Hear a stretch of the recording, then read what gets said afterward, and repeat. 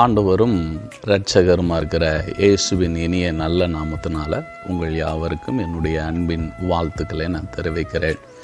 மத்தேயு எழுதின சுவிசேஷ புத்தகம் 27ஆம் அதிகாரம் 32வது வசனத்தில், போகையில் சிரேனே ஊரானாகிய சீமோன் என்னப்பட்ட ஒரு மனுஷனை அவர்கள் கண்டு அவருடைய சிலுவையை சுமக்கும்படி பலவந்தம் பண்ணினார்கள் என்று இங்கு சொல்லப்பட்டிருக்கிறது. இயேசு கிறிஸ்துவுடைய சிலுவையை சுமக்கக்கூடிய ஒரு பெரிய பாக்கியத்தை சிரேனே ஊரனாகிய சீமோன் பெற்றான். 1500 கிலோமீட்டர் தள்ளி இருக்கிறாங்க.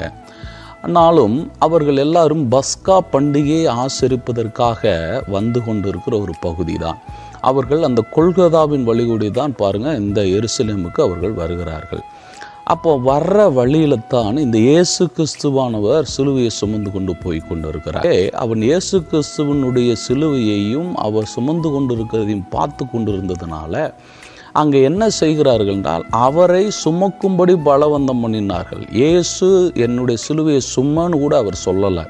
ஆனால் இந்த ரோம போர் சேவகர்கள் தான் அவரை பலவந்தம் பண்ணி தான் அந்த இயேசு கிறிஸ்துடைய சிலுவையை சுமந்து கொண்டு போனபடியினாலே அவன் அந்த பட்டணத்துக்கே அவனுடைய சந்ததிக்கே ஒரு ஆசீர்வாதமான நபராய் மாறிவிட்டான். இந்த சிலுவையை சுமக்கிற ஒவ்வொருவரும் அவர்களுக்கு மாத்திரமல்ல, அவருடைய சந்ததிகளுக்கே, அவரை சுற்றி இருக்கிறவர்களுக்கே அவர்கள் ஒரு ஆசீர்வாதமான ஆளாய் மாறிவிட்டார்கள். அப்போஸ்தலர் நடவடிக்கைகள் 2ஆம் அதிகாரம் 10ஆம் வசனத்தில், பெந்தெக்கோஸ்தே என்ற நாள் வந்த பொழுது கூட இதே சிரேனே பட்டணத்தார் அங்கே இருந்தாங்க.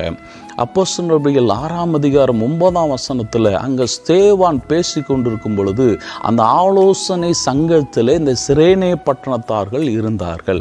மார்க் எழுதின சுவிசேஷ புத்தகம் 15ஆம் அதிகாரம் 21வது வசனத்தில் ரூஃபஸுக்கும் அலெக்சாந்தருக்கும் தகப்பனாகிய சீமோன் என்று சொல்லப்பட்டிருக்கிறது. இந்த நபர்கள் ஆசீர்வதிக்கப்பட்ட ஜெனரேஷனாக மாறினாங்களா? ஆம். ரோமர்கள் நிருபம் 16ஆம் அதிகாரத்தில் அங்கே இந்த ரூஃபஸை அவர் வாழ்த்துகிறார். அப்போ எந்த அளவுக்கு அவங்களுடைய ஆசீர்வாதம் எந்த அளவுக்கு போயிருக்கு பாருங்க. அப்போஸ்தலர் நடவடிக்கைகள் 11ஆம் அதிகாரம் 20வது வசனத்தில் வாசி பார்த்தால் அங்கே ஸ்தேவான் மரித்த பின்பதாக ஒரு பெரிய எழுப்புதல் உருவாகிறது.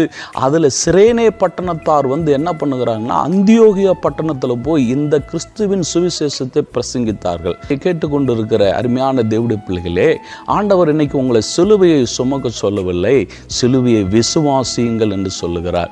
சிலுவையை விசுவாசிக்கிற ஒவ்வொருவரும் அவருடைய சந்ததிகளும் அவங்களுடைய சார்ந்து இருக்கிற குடும்பத்தினரும் ஆசீர்வதிக்கப்படுகிறார்கள்.